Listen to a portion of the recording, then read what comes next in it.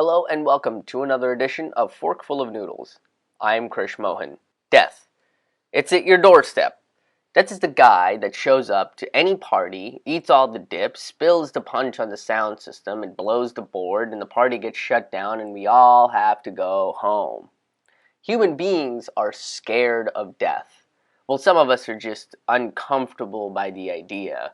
Talking about it brings this knot in your stomach and you get nausea. It's the same feeling you get when you watch somebody eat something disgusting on TV, like a whale penis or a Taco Bell breakfast. But fear not. There is an Australian tech company that has created a way to preserve your brain and bring you back to life in an artificial body. Humai is developing a process to cryogenically freeze your brain and use nanotechnology to help the brain mature and restore it and bring you back to life. This all started because of Project Soul, which was about uploading the human consciousness into the internet. But then when Facebook was invented, the project had to be moved to something else. Because right now, if we uploaded our consciousness to the internet, it would just be a lot of infighting about semantics and a monstrous amount of animal videos. Humai is ready to create some Frankenhumans for the sake of immortality, which is the most boring concept we've ever come up with. To sit and watch humanity repeat history over and over and over again? Great. Here's another world war. Here's another politician talking about how climate change is a hoax and how corporations are pretty cool. A fifth wife that hates your guts. Another billboard that says babies are the proof of God's existence. Whoop-de-doo. After a while, the miracles of life are going to start seeming like a chore. And when the world ends, these immortals in their artificial bodies are just going to be floating around in space looking for another planet to occupy and keep living on. But Humai is not the only one trying to cheat the cold hands of death. NASA is trying to colonize Mars. They have a three-step plan to colonize the red planet. First, to see if we can survive long enough in space by doing experiments on the International Space Station. Then to figure out how to use asteroids as refueling points. And third, to use Martian resources and turn them into resources that we need.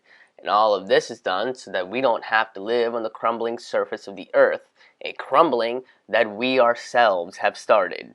But why would we want to go to Mars? It's so far away and we have to do so much work to get there.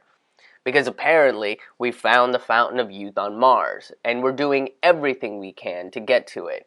And the water on Mars has to be the fountain of youth. If it wasn't, then we would have dove right into it, started taking large sips out of it and tried to figure out how to bottle it and sell it to the masses. New Mars water. Alien electrolytes that'll keep you going for light years. But all of this is going to cost money because that is how society works. And since there's so much going into this, only rich people get to escape death and the magma that will ooze out of the Earth's crust.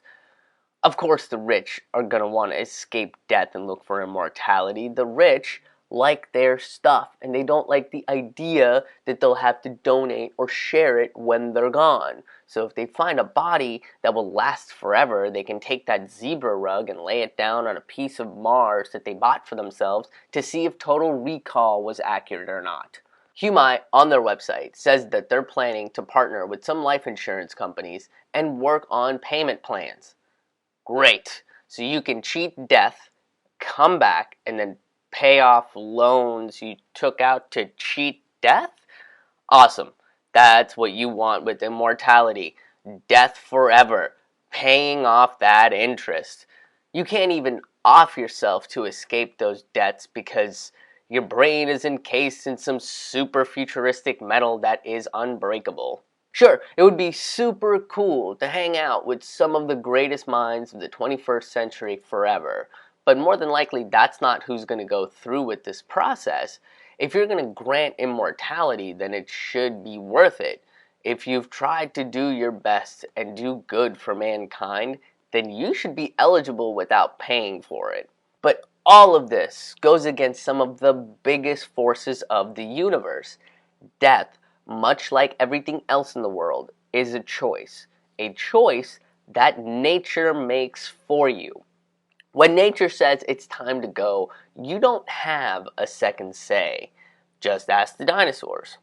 Oh wait, you can't because nature pulled their plugs. Immortality goes against the laws of nature, and nature always finds a way to win. Throws plagues, killer bugs, asteroids, the Republican Party. I mean, when nature wants to destroy something, it will.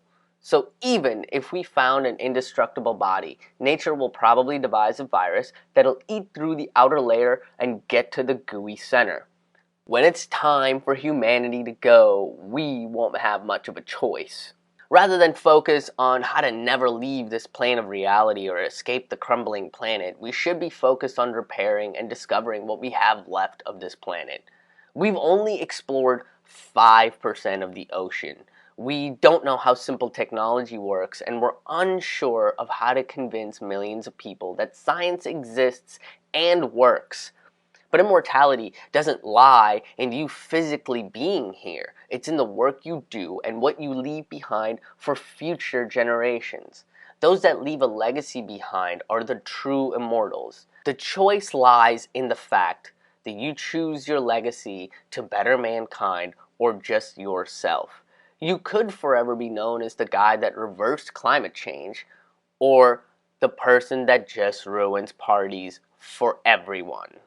That's been your fork full of noodles for this week. Thanks for tuning in. You can visit ramennoodlescomedy.com. That's RAMAN noodlescomedy.com. Sign up for the email newsletter and check out upcoming tour dates and all my albums and writings there. Thanks for getting into it.